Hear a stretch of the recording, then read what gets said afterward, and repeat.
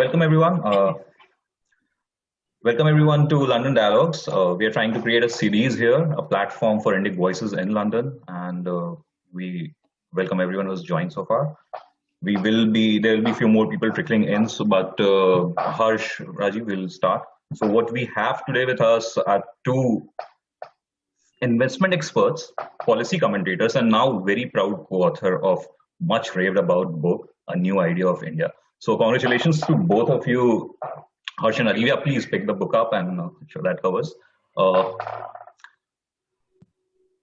Congratulations to both of you, Harsh and Rajeev, for your publications and the first book, and much talked about and getting a lot of praises and some criticism also, I believe. So off the rack, I'll just jump into these questions. So I have been reading you, both of you, for quite some time. You have been writing essays and articles and publishing in very reputed publications. How, from there, this whole journey of putting that into a book came about? How two of you, an INSEAD MBA and Columbia University MBA, essentially into financial markets, come together to put a book on a new idea of India? So we started Nilendra as writers, as columnists with different newspapers. In fact, I think we had published a few columns individually, and then we started collaborating after we had met, I think in 2009. And then coming from the financial sector, coming from the investment world, I think it just flows naturally in the sense that if you're an investor in India, you're trying to make sense of the country from a macro perspective. Right. Before you drill down into kind of micro themes, industries and sectors. So both of us, I think, had that kind of a orientation, and also obviously a passion for India, kind of a love for the country and so on. Right. And as we were writing, then there was a large collection of columns which we initially had thought that could make for an interesting anthology. And as we started that project, then that kind of flowed into something else. It became much more expansive as the themes sort of came together, and it sort of evolved itself, I would say, into what is now the book in everyone's hands. And it was, I would say, a very organic kind of process. I don't think either of us thought 10, 11 years ago that we're going to have a book in 10 years or something like that. Just flowed from like our own thoughts into columns and blog posts, and then from there into longer essays in some more sort of academic-ish type of journals, and then from there, some of our mentors like Sanjeev Sanyal and Amish, they actually also encouraged us that you should consider writing a book now, and that's how we kind of got the confidence and idea to actually move ahead on this path. Right. So what is this idea of India that two of you are putting across, and why now there's a time to rethink what is India and what is the idea of India? Okay, so thank you once again, Nilendra, and thank you to Gautam and Indic Academy UK for having me and Rajeev on to discuss A New Idea of India book. So I think a new idea, first of all, we say this is a new idea of India. We don't say this is the new idea of India. It's not the idea, This is our perspective, one of many ideas. But even a new idea of India always has to build on something which already exists, right? So in that sense, it obviously builds on, as we say, the civilizational heritage of the book. So it's basically a new tweak on old material. It's a new way to package it. And the subtitle of the book is Individual Rights in a Civilizational State. So that, in a way, that subtitle of the book is a good way to start explaining what the new idea is. We basically are saying that we have to look at, in social and political terms, citizens as individuals, as far as the government, the state, the law is concerned, and not as groups. Society might see them as groups, that's fine. So that's the idea on the social political side. And related to that idea is individual economic freedom, which we cover in the second half of the book, which requires, in turn, good governance, good state capacity, individual economic freedoms, that is free markets, we think is the best way to create prosperity. However, with a couple of caveats, you do need redistribution. The idea is the redistribution, such as good schools, should happen through market incentives like school choice. You do need good regulation. And you also need something to leverage the size of the country. So while we are all individuals, and there are some downsides to be a very giant country in terms of governance inefficiencies, there are also a lot of upsides if you play it well. For example, you have collective bargaining power in terms of incentivizing multinationals to invest and manufacture in India if they want this giant market.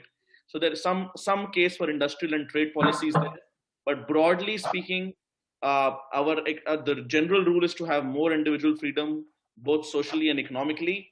But there are caveats on the civilizational side in the sense that you want to leverage the economic size of the country, and on the social size, you do not start poking holes into the very system, into the very culture and the ethos of civilization, rather, that makes these individual freedoms possible. So that kind of reflexivity and struggling with that is what we try to convey in this book. So yeah, obviously the idea of any country is an evolving process. You are not going to have a static idea for any nation at any point of time. You bank your idea on a philosophy that it's a civilizational state here, right? So just for the understanding of the audience, what do you mean when you call a country a civilizational state? And then I would also come and ask you about the counter question on that. So let's start with, what is the civilizational state we talk about? Rajeev. Yeah. So in a nutshell, in a nutshell, I would say, for a lot of people say or claim that India was created in 1947. Right. Before that, it was just a collection of communities. There is a popular book called, I think, attributing it to Nehru. The title is The Invention of India. Right. The discovery. So I think Shashi Tharoor wrote that book called The Invention of India, and in a way, it's like about Nehru's contribution and so on. Right. So the idea being that Nehru sort of had created the country. He gave us democracy, and it all happened in 1947, and then 1950 the Republic was born, and so on. But our thesis is that India was not created in 1947. India is a very ancient civilization, ancient culture, or what we can say, Prachin Sanskriti or Sabhyata. Right. In Hindi. The events of 1947 and 1950 were just one milestone in a very long history. The Republic, which was formed in 1950, even that kind of acknowledged the civilizational roots of the land that is Bharat. Right. So, which is why we one of the kind of sections in the book is titled, the idea a civilizational republic. So, we think that India is unique in the world, where a civilization also coincides with a kind of a geographic nation state in the way that India is, and it's a civilizational republic. That too is also unique because China is a civilizational state, but it's not really a republic. Yep. Right? Definitely not a democratic republic. And there are hardly any other examples. People can maybe you can say that Israel is another kind of civilizational republic. Japan probably is can be called as India is unique in the world in that sense. Yeah, sorry, which one? Japan, I was saying, can probably be called a civilizational state in some sense. Yeah, Japan too. Japan, Israel, a few examples like that. Yeah. Wait, so just to add to what Rajeev said. So basically, one way to understand the word civilization is to think of the largest section of humanity, the largest coherent section of humanity, which is short of all of humanity itself.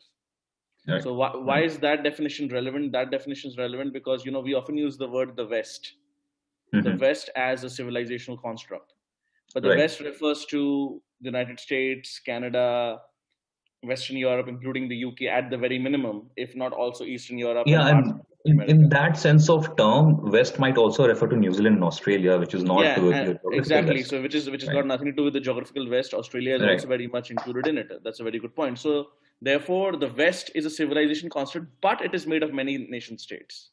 True. However, India and China are the only large examples, the only relevant examples in which these large civilizations more or less coincide with one nation state. Right. And then, as Rajeev mentioned, even within those two examples, India is the only democratic republic. So India is the only kind of civilizational republic that we have. Like France and the US are part of the West, but they are separate states. Right. Even if Europe becomes, or Western Europe or the European Union becomes kind of federal superstructure state in 5-10 years, they have a kind of centralized budget. Now that Brexit has happened, the West will still remain that European Union plus US plus the smaller countries of Canada, Australia, and so on and so forth. Right. So even then, it will not be kind of one civilization. Although in a few decades from now, who knows? So in that sense, India is very unique, and it's the reason why that is so important and so often missed is because it is, for example, okay for Western liberal commentators, and just the name with the way I'm using it, the Western. Yeah. Western बोलने से चलता है. Dharmic commentators, it sounds sectarian to a lot of people. It sounds narrow. It sounds, to some people, Yes. it might sound bigoted, right? So, Yeah. and True. Financial Times correspondents might write the West in a completely unself-conscious manner. Yeah. Right?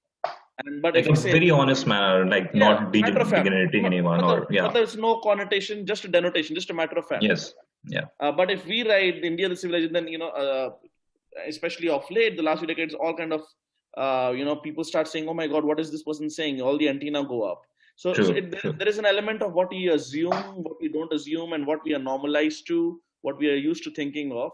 And therefore, while we say that the Nehruvian construct of India is not civilization, although Nehruji himself saw India as a civilization, and this was Right. not a very kind of strange idea in 1947.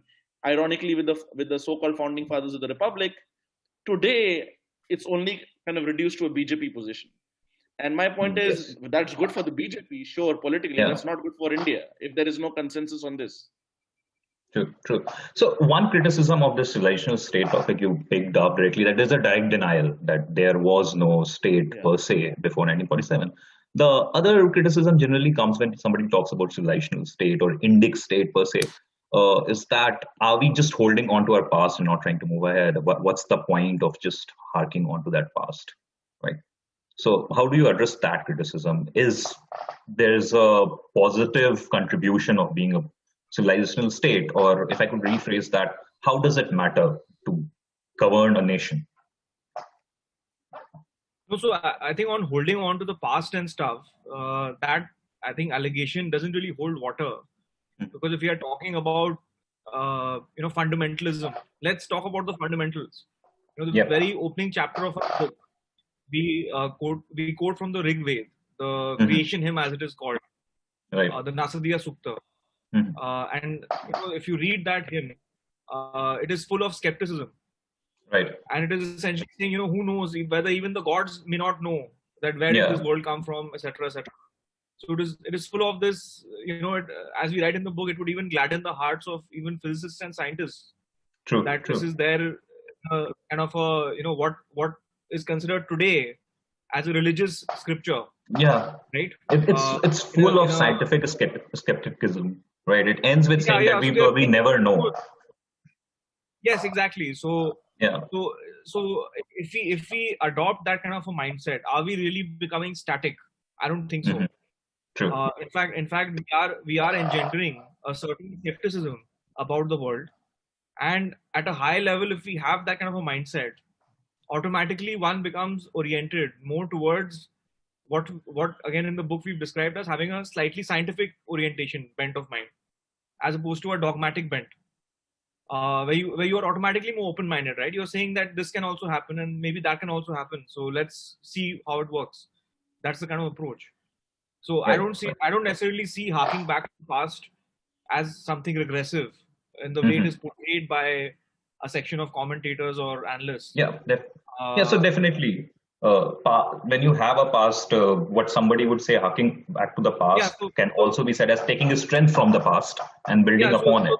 That high level philosophy is certainly something, I think it's completely in sync with scientific temperament. What is, or but then again, that's high level philosophy.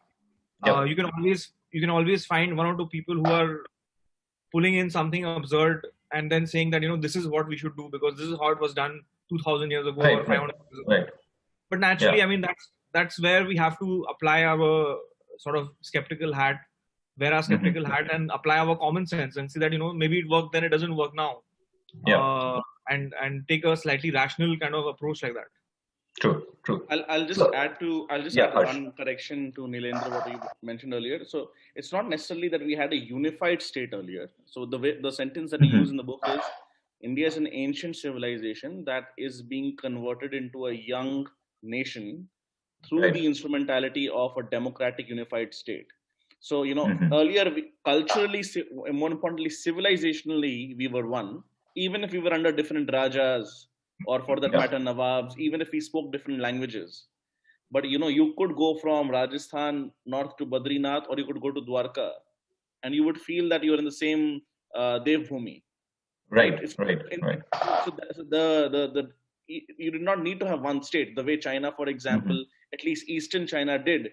More or Yeah. less, they also had civil wars, more or less for 2,000 years. So the Chinese civilization history is very much state centered, whereas Indian civilizational history is not at least a unified state centered. So there Right, are different right. and there are differences the way it has it's very path dependent. Now on to the point of why it matters. It matters because any person or individual or community or nation or civilization that does not understand its history will make Mhm. mistakes about the future. Like we have to understand where True. we are coming from to understand where we are going, why Where are we are we going. going? I mean, for example, if we discuss any controversial issue today, like the CA debates rocked us Right, before the Delhi right. riots. How do you Mhm. take a kind of a how do you see the wider arc of history if you do not understand where we are coming from, right? I mean, you can otherwise people will say let's contextualize based on these legal promises, which are also interpretations. Any legal promises and interpretation. Why not understand? For example, even pre 47, there's something called partition But, happened. but Harsh, Uh, if I can make a point there, okay. yes. But we often see that the criticism comes from that perspective that why are we looking at? So when you put CA, a lot of people critical of it refuse to look even beyond 1990s and forget the Right. civilizational history. They say what's happening now, like 5 years, 10 So years. my point is, my reply to that is very simple. First of all, people do not have to agree with you or me or Rajeev or Gautam, Right. right? But Yeah. the point is very simple. This, even if you want to think that you want to oppose the CAA, the best way to oppose CAA is to by appealing to the best instincts of Indians, which is rooted in their civilization heritage. If you give them a very legalistic argument for a constitution that has been amended 100 times, and that was under a dictatorial emergency for 2 years, and the words socialism and secularism were added to the constitution when the opposition politicians were in jail, it is Mhm. difficult to have the moral weight as opposed to if you appeal to their moral instincts grounded in thousands of years of their religion is a very minor part of it, their broad Right. civilizational worldview. Actually, even if Mhm. you want to oppose it, that's the best way to oppose it. So we need Yes. that common lingua franca that understands, which is why I'm again saying this civilization heritage should be a bipartisan issue. Ideally, it should not be a single party issue, because then within that framework we can disagree. Right, right, right. So earlier you mentioned India is a unique country in the world, being a civilizational republic, right? But there are other civilizational states. How this identity of civilizational republic fits into the worldview in terms of when you are kind of doing business with other countries or interacting with other countries. So relation between two civilizational states or relation between civilizational state and nation state. Does that come into picture? Should I take that, Rajiv? Yeah, go for it. Yeah, Okay, any of it. so I think that's an excellent question of all kind of angles of foreign policy, economic policy, and trade. I'll just give you a small example, right? When Narendra Modi tries to counter China putting a string of pearls around India, and he, for Mhm. example, goes to Mongolia, one of the common points he brings up in Mongolia is the Buddhist heritage of the two countries, Right. right? So when he tries to attract tourists from Japan, there is a Buddhist circuit being kind of made just analogous to the Hindu Char Dham, Right. right? So there are even with Sri Lanka. There's also that one example, Harsh, where I think the UP government reached out to South Korea Yes. because Yeah. I think many Ayodhya many connection. centuries or millennia ago, there was a princess from South Korea who had, by way of marriage, come to India, Yes. and the UP chief minister invited uh, like a delegation from South Korea to come to Ayodhya. So my point is the Westphalian system of modern nation states, which has extreme benefits in many ways, is still very much a Mhm. 17th century invention. It first happened in Europe, then after colonization and decolonization, it spread to the rest of the world, right? That is the modern nation state system we live in, and it has many benefits. But people's emotional histories, their sense and sentiments are by definition older than that, right? Especially for old Asian and European cultures where they remember things from 1,000, 2,000 years ago. Even a place like Persia, which remembers its pre-Islamic history.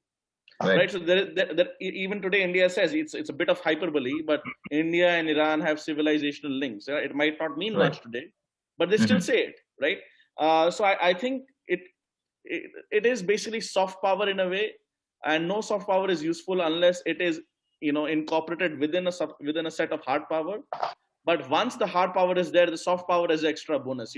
Like as people say in parts of India, कि आप ₹1 का note फेंकते हो तो आवाज नहीं होती, उसके साथ अगर एक पैसा और फेंकते हो तो आवाज ज्यादा होती है.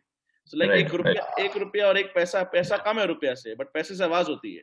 So it's the extra linkage, which is often the difference in key relationships. Right. So this is all at a very strategic level, right, on the governance level and on relational. Sure. You were saying something, Rajeev? No, and I was saying, Neelendra, let me give one more example, actually. Something I came across recently on how this civilizational angle manifests itself. Sometimes we don't even see it when it's in front of our eyes. So, if you look at the official Gazette notifications of India, there are 2 dates that are given. So every Gazette notification has 2 dates. One is the Gregorian calendar date. Right. And the other date that is given in India's official Gazette is the Shaka calendar. Yeah. So that calendar actually is still followed in parts of Bali and Java and Indonesia. Right.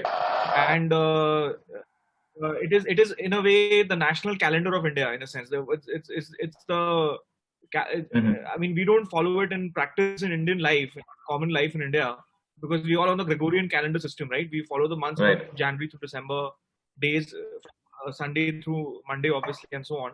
That's the Gregorian system. But there's an ancient calendar which India had, which is still the Gazette. Much use in a lot of part of India. That calendar. So just a couple of points there. First of all, some of that calendar dates in Indian is still used for puja paddhati perspective. And secondly, how does civilization state matter? A very simple example is we allow Nepali citizens to work, live, and study in India.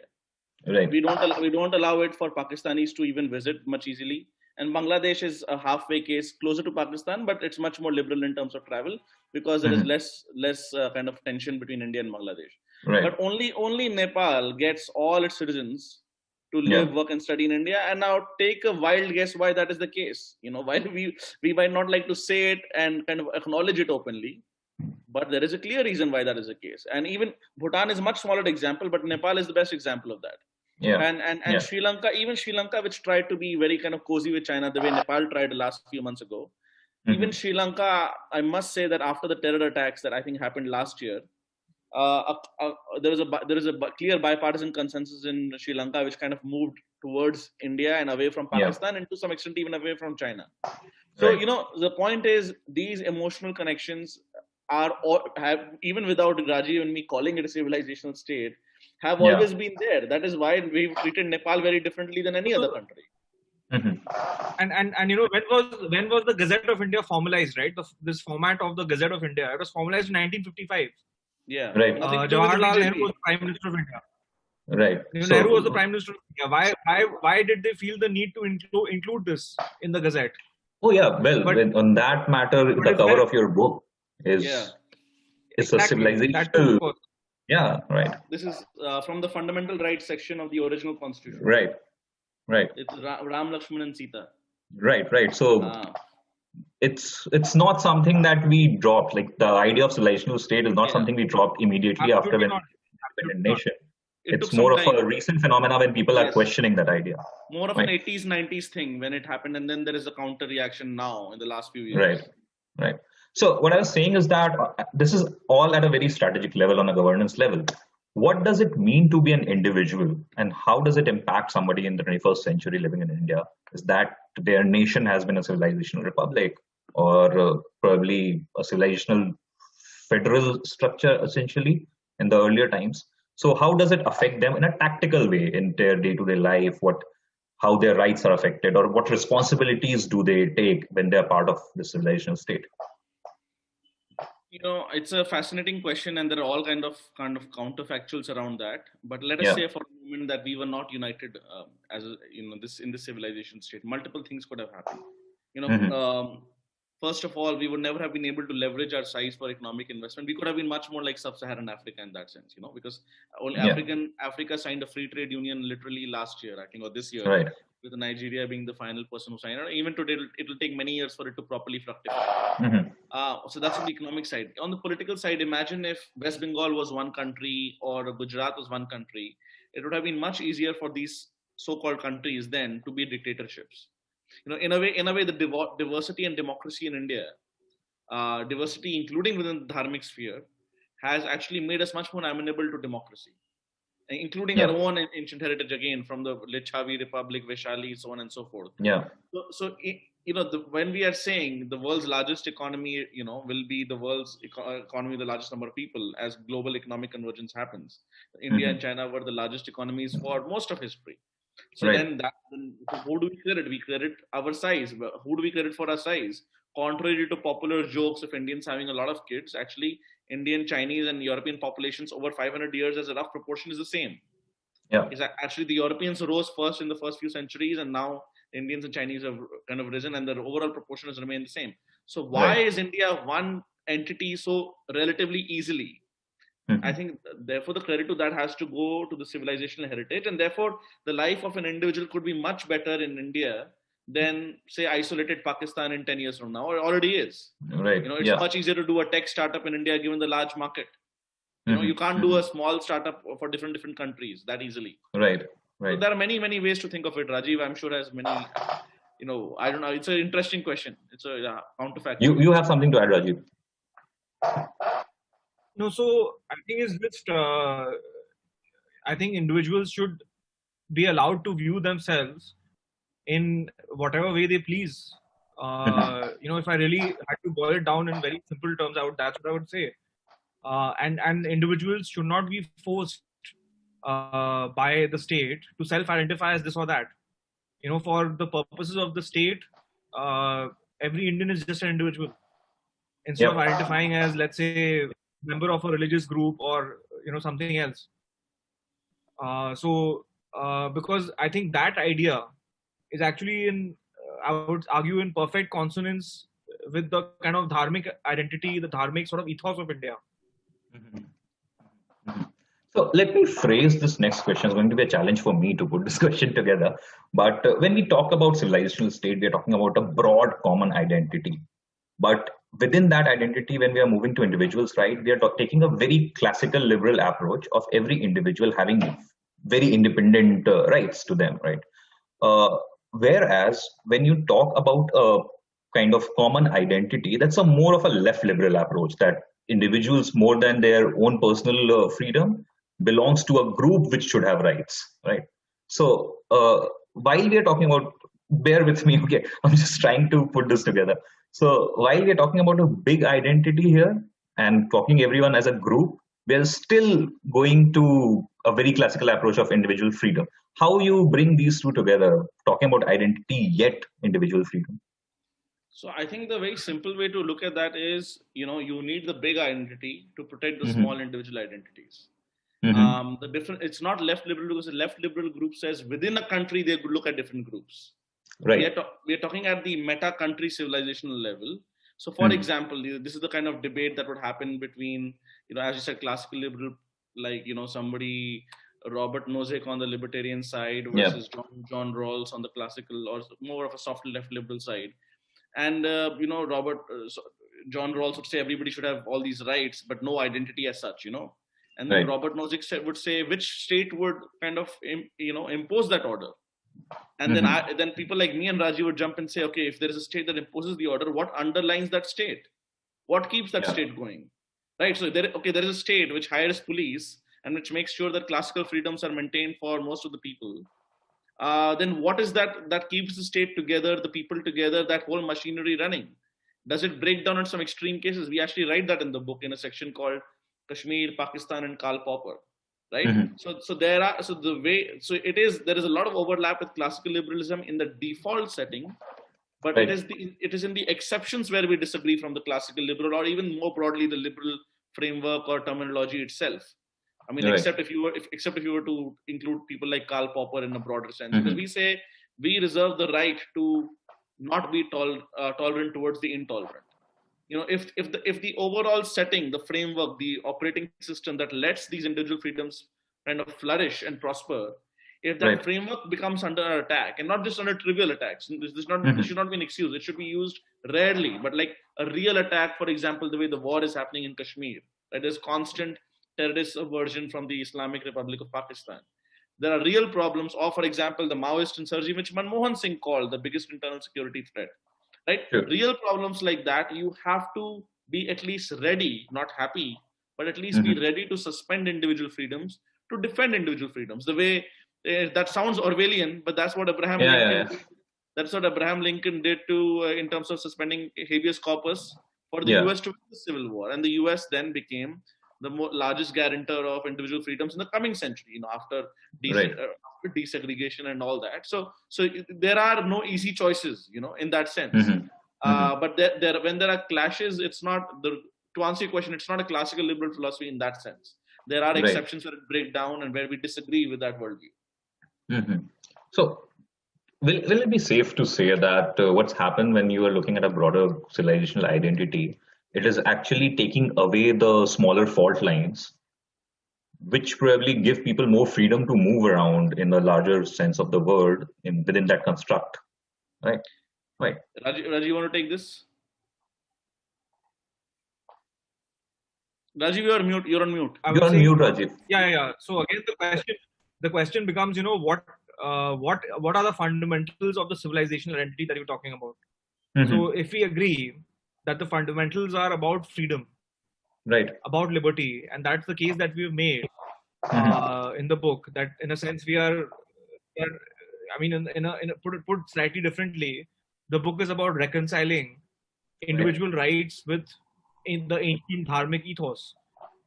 So if you agree that that is the case, then I don't think there's Mm-hmm. any problem, because I don't think that sort of mobility that you're mentioning, individual Yeah. mobility or freedom, is in any way in conflict with the ethos of India.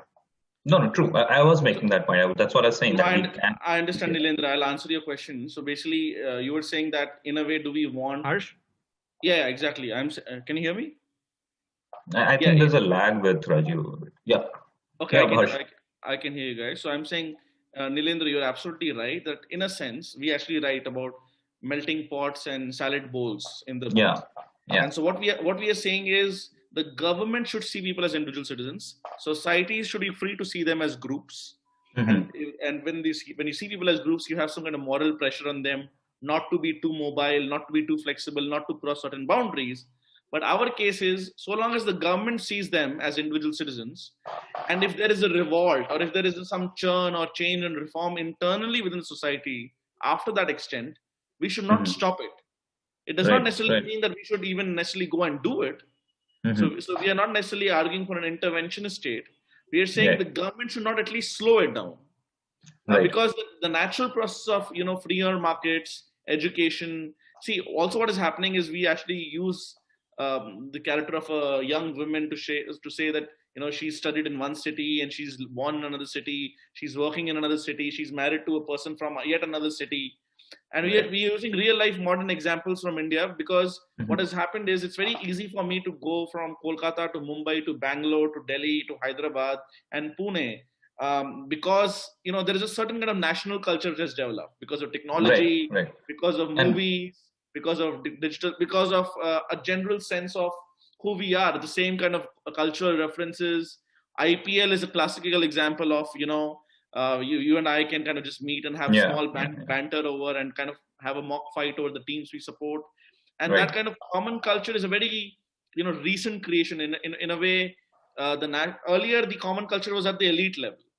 For example, the IAS, and before that even the Congress, the Indian National Congress from 1885, was basically a collection of lawyers and educated professionals at the very high level from Calcutta, Bombay, Madras, and Delhi, right?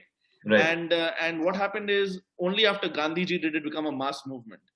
and Yeah. then the ICS, and then the IAS. You could have a Bengali guy being posted in Gujarat or vice versa. And now that thing is multiplied by orders of magnitude, and with the private sector thrown in, that I don't know where Nilendra is from. We've spoken before the call went live. I never asked you which state you're from, Yeah. which is perfectly fine to ask.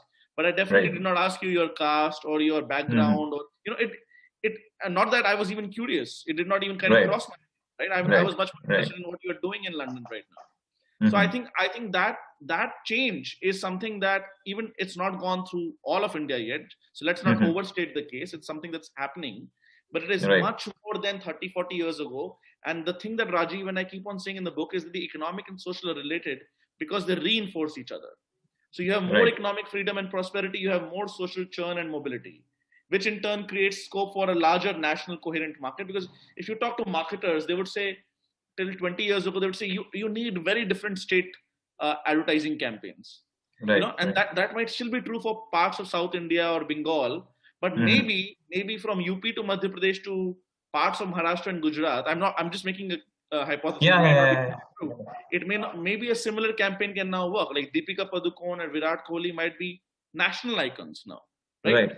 So in that sense, our common imagination is much more common than it used to be, and True. therefore and across not just caste or region, but across gender. Like women are much more freer. We talk about like a don't ask, don't tell incipient sexual revolution in India, which in turn undermines kind of caste boundaries and regional boundaries. So there's an entire kind of churn that's happening in India, which is, in a very Indian sort of way, where the घर के parents बोलते हैं अच्छा मुझे बताना मत. It's like we don't talk too much about it, but that churn is happening, and I think that's very fascinating because most people who write about India are often not in India, right? And Indian academics we are so in that Indian environment we kind of miss it. But I think it's a fascinating social change accelerated 5 to 10 times faster compared to what happened in the West 100 years ago. True. No, what you're saying is very relatable for me because I have lived all over India, and at no point when I moved to study somewhere or to work somewhere, I even had a sense of the idea that I'm going to a new place, like in the sense I had when I moved to London or when I moved to Malaysia to work. That sense never happened when I moved to Bangalore to work. So the way it works now is, you're living in Calcutta, then let's say you move to Bangalore, your bank remains the same, your retail store is the same, your telecom service provider is the same. Swiggy and Amazon and Flipkart is the same, Yeah, you're the same kind of brands. So in a kind of consumer sense, you feel like you're in the same place. Well, was that true 30, 40 years ago? Probably not. Right.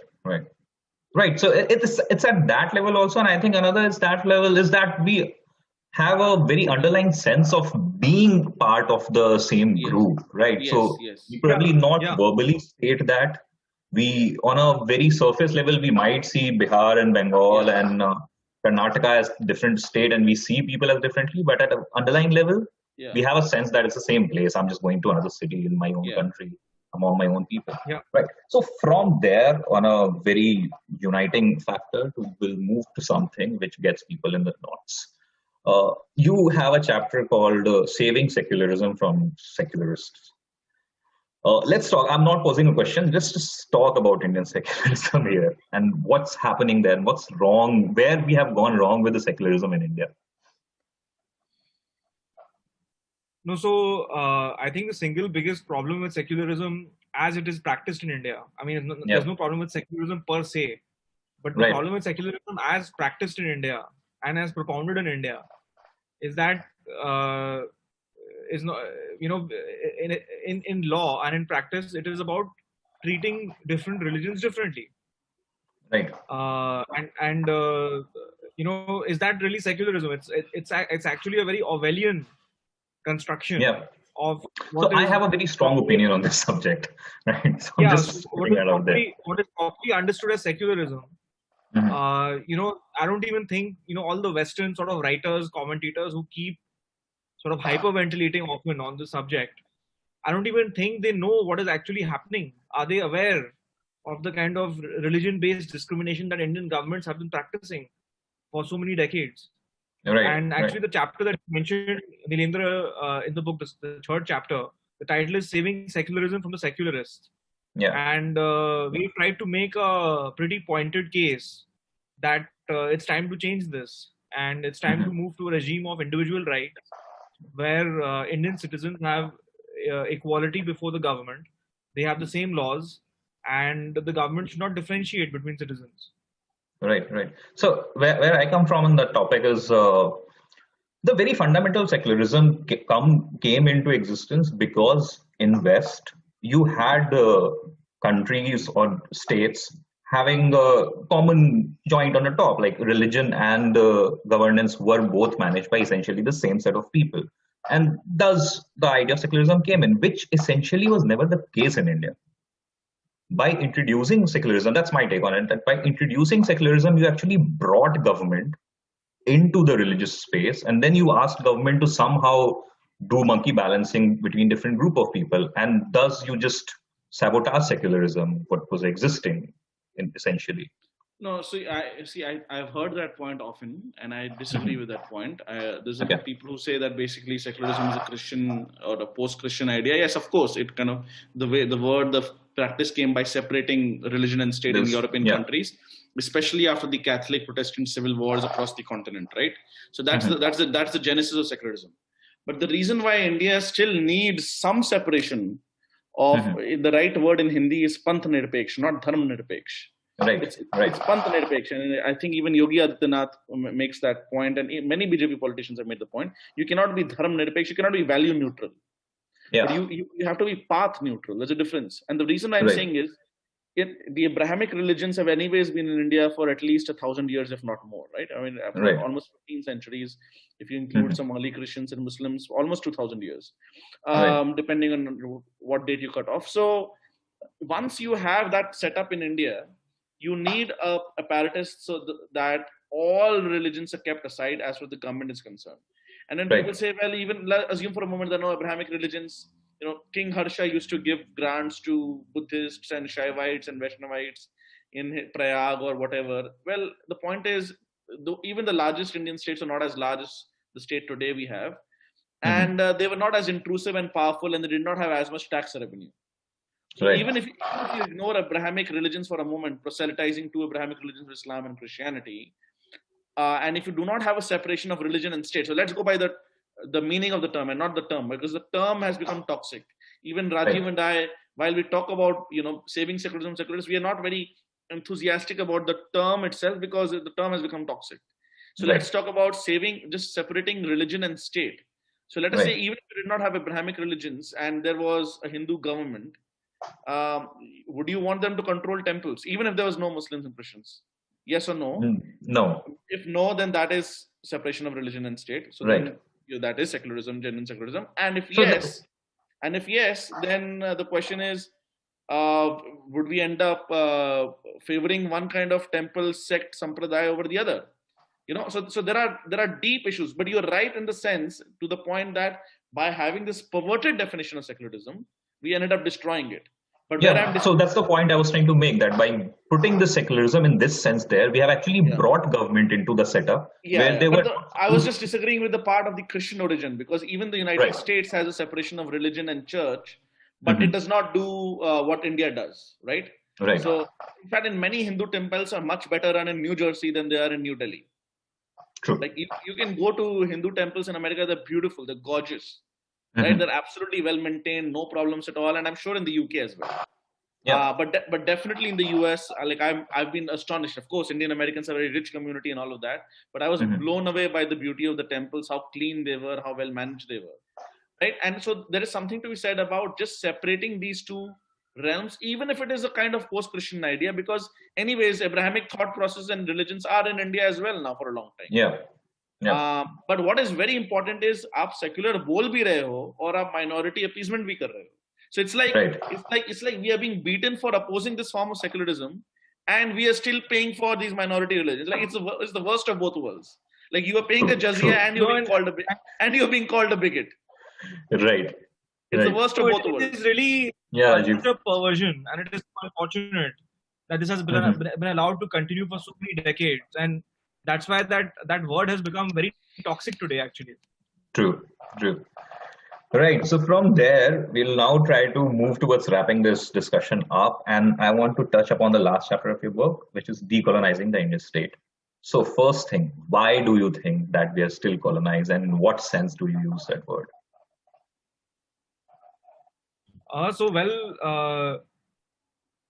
If you look at the structure of, so the state, obviously, there's the executive, there's the legislature, there is the bureaucracy, there's the judiciary. So broadly speaking, if you say there are four organs like that, let's leave aside the intelligence agencies, army, and so on for now. Right. But just looking at, the focus on that last chapter is on the bureaucracy and judiciary.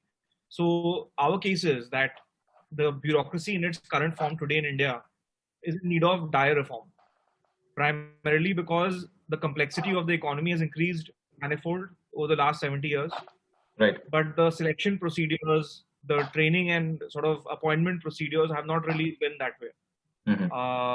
So we moved from like a completely closed or autarkic kind of economy to quite an open economy, moving more and more towards like a liberal market model, and that requires specialty kind of training, special skills, and so on, for the bureaucrats who will staff those regulatory bodies. So, for example, can you, in a bureaucratic reshuffle, have someone who's, let's say, a steel secretary overnight become a finance secretary, and then the human resource development secretary or the education secretary now then becomes the commerce secretary in charge of all the trade related issues in India, negotiating with different countries and managing very complex policy matters. So that is how these members of the bureaucracy move around at the senior levels, and it's based on things like seniority. There is a very large in-kind compensation element. There is not a very large cash compensation element at the higher levels. Right. So if you're a senior bureaucrat, you get a nice bungalow, you get probably some cars and other amenities, household amenities and personal staff and those kind of things. But your kind of cash component of your compensation is much lower. So the case that we are making is we should have a higher cash compensation for the top level of the bureaucracy. And at the same time, the lower level of the bureaucracy is overpaid. If you compare the kind of tasks that the low level bureaucracy does to what a private sector job would pay, it is actually a very well paying job for the kind of role that it is, which is why you see a scramble in India whenever there is some recruiting going on for entry level posts in government. Then even advanced degree holders are applying for these jobs, and then the media headlines come that there's so much joblessness that even a PhD guy is wanting to become a clerk somewhere. But the reason that happens is the pensions, the benefits, the guaranteed employment system in bureaucracy makes these jobs actually very lucrative. You don't have to do much. You get paid very well, especially if you're living in small town India and like the hinterland, where the cost of living is really not that much compared to larger cities. Because of all these reasons, there is a need for dire need for administrative reform. And we haven't done too much of that. If you look at over the last 60, 70 years, there have been so many committees that have looked at this and said, this needs to change, this needs to change. But who's changing it? I think probably the Modi government has taken some initial steps into lateral entry in an organized fashion. And now we have some people coming in. But, for all these years, not much has really changed actually on that front. And we are continuing with the inherited sort of steel frame, which has now become a steel cage. And that is why we say that the state needs to be decolonized. And then that's the bureaucracy. So if we talk about the judiciary now, one of the great things that has happened in the last 25 years is kind of the decline. I would not say the end, but the decline of dynastic politics in the legislature and executive side. So till 1997, there was pretty much one family which had run the country, right? There was hardly anyone else who had been prime minister, who had controlled the levers of power in Delhi. But we've seen that change in the last 20 years. But if you look at the judiciary and if you look at the appointments process, again, in the higher echelons of the judiciary, the appointments process is not very transparent. There are hints of nepotism there, where if you connect the dots on who knows who and who's related to who, you quickly find that someone's nephew, son, daughter. Not too many daughters and nieces, unfortunately, because it's heavily male dominated even till date. But there are all these kind of relationships. Actually, there are intermarriages, and it's like a cabal onto itself, to be very honest. And that appointment process in the judiciary needs to be overhauled. The Narendra Modi government had tried to overhaul it, but then it was shot down by the judiciary itself, which said that the overhaul is against the basic structure of the constitution. Right. Yeah. So that's the part of self-invented doctrine. Yeah. So on both those aspects, actually, because of the appointments and incentives at play, our thesis is that India is a highly kind of still a pretty colonial sort of approach, and that approach needs to be reformed and made more democratic. Right. So that's the point on more of a administrative decolonization. Harsh, do you have anything to add on that? Probably on ideological decolonization. No, I do, but I think Gautam wanted to say something first. Yeah, actually, this very important point I wanted to ask a question on, and I think Rajeev, you just touched upon it: the administrative reforms. So, whichever area I look at in when I look at India, whether it's digital payments, it's startup scene, agri reforms recently. There's so many areas to be very happy about, but there are a couple of areas, and one of those is administrative reforms. The size of the government actually hasn't really reduced. That's the area of despair, if you look at it from my perspective. So I think you brought in. I would just say, actually, Harsh, you want to talk about the government sizing and resizing and all that? Okay, I'll just very quickly answer. I'll very quickly answer first Nilendra's point. I'll just briefly first add to what Rajeev basically said. It's not only very colonial, the state, it's also very centralized. So what has happened within the Indian government is, even though a lot of power has been devolved to state governments, and we can discuss that, there have been some setbacks as well, but broadly it has been devolved. It has not gone down to the local level. And even where it has occasionally gone to the local urban level, very, very occasionally, not compared to anywhere else in the world, in any democratic part of the world, it has absolutely not gone to the local rural level. And what I mean by that is, the very term of the IAS officer in local parlance remains collector. Collector is from the colonial time of the person who used to collect agricultural taxes. Now we don't have agricultural taxes. There are no taxes in the rural areas. That's part of the problem, because then anything that comes from the top they see is as manna from heaven, and therefore there's a lot of corruption, not a lot of accountability. There are no local taxes, and hence there's no local buy-in. Because I've worked in rural areas, I think the biggest problem is the local panchayats don't have any local taxes worth talking about. And so there is no real accountability to say ki maine tax diya, wo sarpanch kya kar raha hai. The idea is some money has come from the top, and even if the sarpanch has kept half, I am getting, the rest of the house is getting half. That is better than nothing, right? So it is in political economy, public choice, it is called the fly paper effect. Even if some stuff is flying, the rest is sticking, and that's fine. Anyway, so coming back to the broader point, first of all, of decolonizing our thinking, I think one larger point which kind of steps back from this chapter is, we say stop using left wing and right wing. These are terms come from the French Revolution, the French Parliament, and the Western American model more generally. In India, does not apply. All the debates of gay rights, abortion, and all that are either not so important in India, or actually the so-called right wing has done slightly more than the so-called left wing. I'm not saying the so-called right wing has done absolutely amazing, depending on one's point of view, but it has. These things don't apply in India. If there is a Sunni extremist in India who is against women's rights in many ways, I'm just giving an example. I'm not picking on any community, but let's say statistically he does not like the BJP, and he always votes against the BJP. So is he right wing or is he left wing? It does not make any sense, because his worldview is, we would call it social conservative, maybe to the extreme. But if he's always opposing the right-wing party, he's not right-wing, right? So these terms don't matter that much in India. India is, as you said, a civilizational state. Until the moment there is no consensus on that point, the civilizational party, which right now is the BJP, that is the vehicle of that, is called the right-wing party. That's a bit like saying Indian civilization is right wing. To be Indian civilization is to be a right winger, a civilizationist.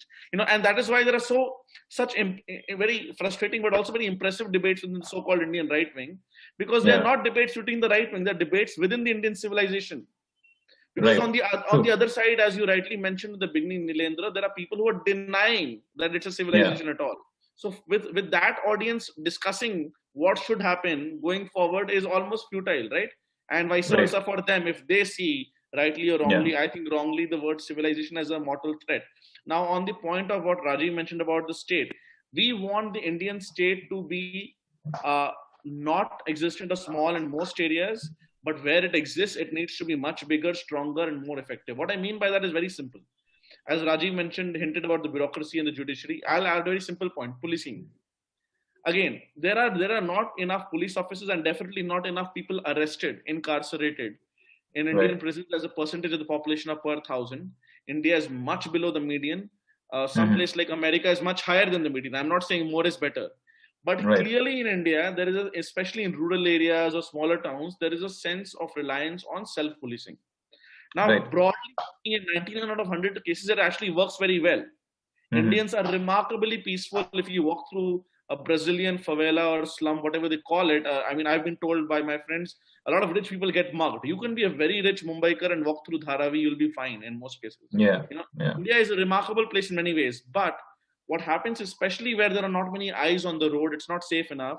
Many local norms, often patriarchal norms, get forced on people, women, or anybody who dissents in the name of a khap panchayat, etc. There is not enough policing state capacity. So, for example, the government should focus on that as opposed to running hotels, right? So when people say big government, small government, that's not the question. In many ways, the number of government employees per lakh in India is actually very little. So we need much more expenditure on healthcare, education, policing, even though healthcare and education can be done with the incentives of a private sector, but the government has to subsidize it for the poor. But what we don't need are, for example, massive, Rajeev and I, the very first column we wrote together, besides one small financial column, was why does India need so many ministries? And we actually explored that in the book. And part of the reason is lack of internal democracy in Indian parties. But a large part is it's just make work for ministers to be accommodated. You have so many ministries approaching the same area, and there is deadlock. Now, it might be less of a problem in this government because the PM was very powerful. There is no chemical and fertilizer minister in the UK, for example, right? There is a business secretary. There is a chancellor of the exchequer, but there is no, for example, steel minister or steel secretary or whatever, right? These are decontrolled industries. The government doesn't really have a role directly, at least. There have been some of nationalization in the last 5 years. These ministries are to control these PSUs, those which remain from those sectors, like SAIL or whatever, RCF, those fertilizer factories. And they have basically become rent-seeking. Only recently, I just learned, Rajeev, that Jindal Steel or JSW, if I'm not wrong, just recently got the right to build steel for Indian Railways. Basically, SAIL for all these decades after liberalization was basically had a monopoly on making basically steel rails for Indian Railways. And they were not satisfying the requirement, so they were not able to supply the required number of rails. Even if they were, competition. Okay. Steel is a very interesting space. So but I think we are going in a rabbit hole here. Now we'll keep going that path. So yes. I just want to add one thing, Nilendra, if that's okay with you. To summarize, I would just say, we have to be very conscious of what is the proper role of government. True. Why should the Indian government become like a conglomerate, right? Like, why are we allowing the government to become like Tata Group, where one company, the Tata Group, is selling to another company, the Tata Group? True. Right. So we have almost reached our time here. One question. I think there were two questions I wanted to ask. One was about the size of the government, which you've answered. Again, just the variation of that question is that the government is big in areas where it should be small. And I think Harsh, you touched upon it. Why should government be running hotels or running airlines or selling, even BSNL for from my perspective, is not required. Government should not be in business to consumer services. It's very bad at doing consumer businesses, running consumer businesses, and it's not required to be in those businesses. Where it is supposed to be big, like policing, you touched upon it. And forget about just rural areas. If you look at the recent riots in Bangalore or Delhi, the police capacity is just not there to be able to respond to, somebody, a large crowd comes in and burns down the police station. Which modern country would tolerate it? And we don't have the capacity to handle that. So policing needs to be enhanced, and maybe we should cut down on agriculture procurement. Why should we have so many collectors, and why should a collector of a district be involved in procuring grains? That's just not, I think that's where it should. So I just wanted your thoughts on those topics. No, I think the point of policing, and especially in the context of recent riots or the disturbance in Bangalore, is an excellent point. I was reading about these terrible, tragic terror attacks in Europe in the last few weeks. And you would read, the interesting thing is, at least as an Indian, I noticed, was somebody pressed some button for a police emergency, and the police was there in like 2 minutes. And I was like, even in Hindi films, in scenes, they don't come in 2 minutes, right? And my point is, imagine how many lives were saved because the police came relatively quickly and gunned down these dastardly terrorists. And imagine, we had scenes of in Delhi riots that one person with a gun out that became a headline photo. In Bangalore, there were people who had actually burned down a police station. Then they thought that they were doing a favor by actually protecting a temple or something, right? So these are classic case of under capacity. I fully agree with you. And then on the last point, procurement, Rajeev and we have written about agricultural reforms that just happened this year. Massive. There are still much more to do. But yes, I think in the short term, I think the government has actually increased procurement to kind of offset the political risk of the reform in the short term. So that's the economy is never economy; it's always political economy. Right. So now, Harsh and Rajeev, we'll try to wrap up. Before we do that, I want to ask you that from the people who are planning to read this book or the readers, what are the key takeaways from this book that they can expect to get? So, your summary, your. So I would not give a summary. I would simply say, if you want to really understand as an Indian or a non-Indian, as a resident Indian or a non-resident, where India is coming from and it is going, may I dare say slightly arrogantly on behalf of myself and Rajeev that it's a very comprehensive book. You will definitely disagree with many parts. That's fine. Right. But we have tried to be very rigorous in our research and have tried to kind of make sure that we footnote anything possibly controversial, double checked it. We've given it a lot of thought. So, and really, there is really no such book in the market, so to speak, which covers a wide range of areas like this one. So we've tried to present not a manifesto, an agenda, but a way to think of all these related areas. Rajeev? Rajeev, anything you want to add to that? No, and if I may say so, I think Harsh is absolutely right. I think, this book is like a crash course on the history and future of India, if I may say so. So, anyone who has a passing interest in India, who's interested or even learning deeply about the future of the country, or rather the past of the country and where the country's headed in the future, if you want to learn about that, get ideas on how to think about that, I think the book offers all of that in a variety of domains. So I think, any India watcher, Indophile would find this very interesting, I think. Right.